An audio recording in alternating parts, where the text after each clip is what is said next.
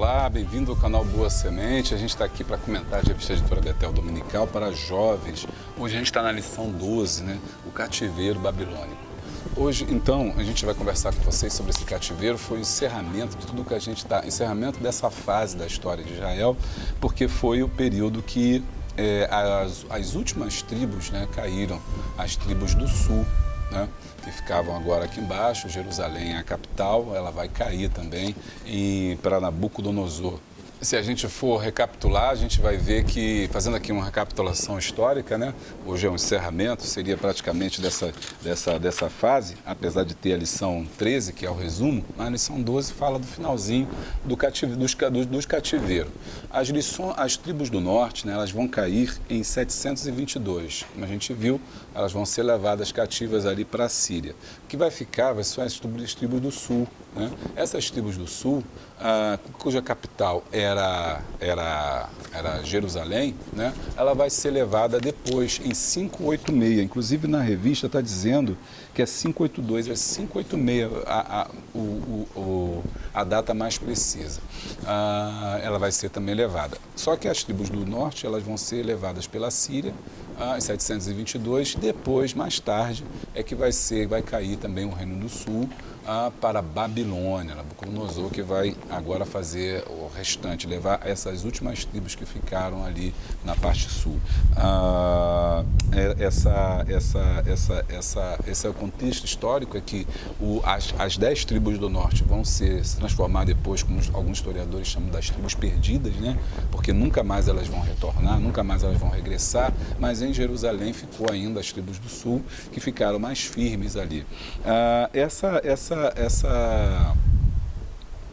Esse cativeiro para a Babilônia se deu em 3 levas, né? 3 deportações. O cativeiro babilônico começou quando Nabucodonosor empreendeu uma campanha militar para ampliação do território, né? Na primeira deportação foram levados para a Babilônia o rei Joaquim e o profeta Ezequiel e um grupo considerável de judeus, né? E foi nesse período que foi escrito o livro de Ezequiel, vai falar, junto aos rios da Babilônia, cantavam e tal, falando sobre a sua terra. Ele é deportado nessa época. A segunda deportação para a Babilônia aconteceu em um ano 586, que eu estava falando para vocês, quando o templo de Jerusalém foi totalmente destruído e a nobreza foi enviada para o exílio, e este foi um grande massacre para a cidade de Jerusalém. Por fim, a terceira deportação em 582, né? E a libertação do rei Joaquim em 561. E é por esse íntere que provavelmente o profeta Jeremias escreve seu poema de acróstico chamado de Lamentações. Acróstico é quando você faz um poema, uma poesia, um poema onde as primeiras letras, né, elas encabeçam aquela quadra, aquele poema. Por exemplo, amor, você bota amor embaixo do outro, a primeira frase tem que começar com amor, a segunda com M, a terceira é com O e a última com R.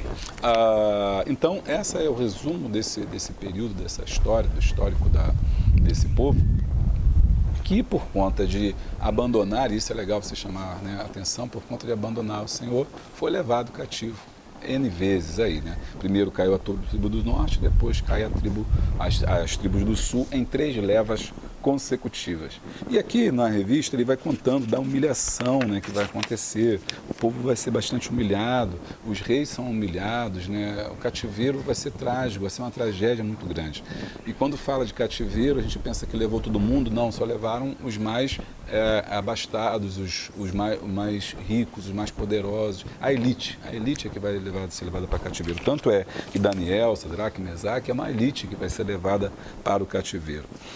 Os idosos geralmente não foram levados, por exemplo, Jeremias não foi levado para o cativeiro, ele permanece. Alguns historiadores dizem que ele permanece. E tudo isso foi por conta de quê, né? Por conta do pecado de Israel, de Israel não se voltar para o Senhor, de Israel continuar vivendo os seus pecados, cultuando outros deuses, como a gente estudou ao longo desse trimestre, né, com a idolatria. Tudo isso foi um grande perigo para que a mão de Deus, né, se abatesse contra o reino de Israel e acabasse sendo levado. Jeremias foi um dos profetas que mais profetizou e falou sobre isso e pediu para que o povo se arrependesse, mas o povo não se arrependeu. A consequência foi o grande cativeiro, essa última leva todo mundo para a Babilônia. Lá eles vão ficar por 70 anos, mas aí já é uma outra história, porque Deus vai trazê-los de lá. Nesse meio tempo é que vem o tópico 2, surgimento das sinagogas. Porque como já não tinha mais o templo, elas vão começar agora, o povo judeu começa agora a se organizar nas sinagogas, ok? O povo que estava exilado não tinha mais o templo, por isso o lugar de adoração teve que ser reinventado. Ensinados pelo profeta Ezequiel, o povo constituiu as cerimônias do templo com oração, confissão e estudo. Estas reuniões, de entre os anciãos do povo, deu origem às sinagogas, que foi o principal centro de culto e estudo da lei. A sinagoga foi usada por Jesus, bem como o apóstolo Paulo. Por quê? No tempo de Jesus já tinha o terceiro templo. A gente conhece, alguns chamam de segundo templo, outros chamam de terceiro templo, que é o templo de Herodes. Então você tem aí o templo, esse templo vai ser destruído, depois vem o templo de Zorobabel, quando o povo retorna para a terra prometida, depois do cativeiro, depois de 70 anos ali, o povo retorna, segundo a profecia, porque é uma palavra dita a Daniel, retorna, Neemias e Esdras vão fazendo esse processo de reconstrução, tem um templo de Zorobabel, só que depois esse templo é destruído de novo, e aí ele é reformado, que é o templo que vai ser o templo de Herodes. Esse templo de Herodes foi o templo da época de Jesus. Quando Herodes, então, ainda já tem o seu templo, já ergue o templo, o famoso templo, já existem as sinagogas. As sinagogas elas vão surgir nesse momento onde não havia templo, mas elas permanecem como os locais de estudos, né? Da Torá.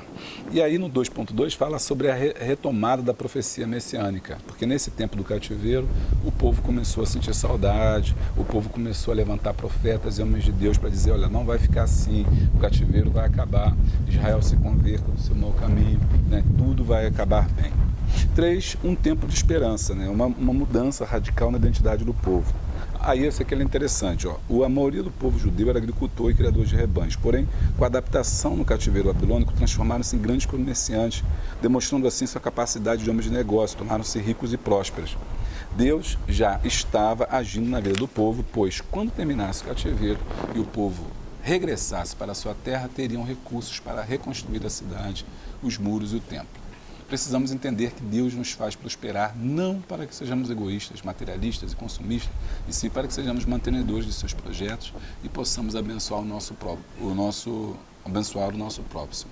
Eu acho que, historicamente falando, é interessante ver como é que Deus sempre cuida do seu povo, né? Mesmo quando no cativeiro, ele levou para o cativeiro, mas ali proveu instrumentos para ele. Ali, um povo que era antes agricultor e pastor, né? Um povo agro e pastoril, depois do cativeiro ele já é um outro povo. É um povo já industrioso, é um povo já comerciante, é um povo já que trabalha, faz pequenas manufaturas, porque ele aprendeu alguma coisa no cativeiro e traz, né, esse ensino para cá. Então, o que a gente pode dizer? Que sempre tem alguma coisa boa, né? Mesmo no cativeiro, mesmo na luta, na dificuldade, nós sempre podemos extrair alguma coisa de bom. 3.2 ele fala sobre a reconstrução de um povo. Depois de Deus tratar com a nação, chega o tempo da restauração. E aí vem Neemias. Houve a reconstrução dos muros em 52 dias, olha, né, Neemias 6,15. E sobre a batuta de Esdras, houve a renovação da aliança, que é o templo. Neste período também houve a reconstrução do templo sob a regência de Zorobabel. Lembra que eu falei? Esse segundo templo, que é o templo de Zorobabel, onde houve muitos obstáculos, mas os profetas Ageu e Zacarias exortaram o povo a continuar fortalecidos na reconstrução. Foi nesse momento que Deus disse que a glória da segunda casa seria maior do que a primeira. Por quê? Porque não era mais aquele templo de Salomão, agora era o templo de Zorobabel. No processo de reconstrução é necessário ter atitude e fé no Deus que é Senhor do tempo e da história. Muito bem, e a gente vai ficando por aqui. Não se esqueça de se inscrever no nosso canal, deixa o like, dá o glória, clica no sininho para as atualizações. Assim, sempre tiver uma coisa nova, você vai ser avisado. Beijo grande, paz!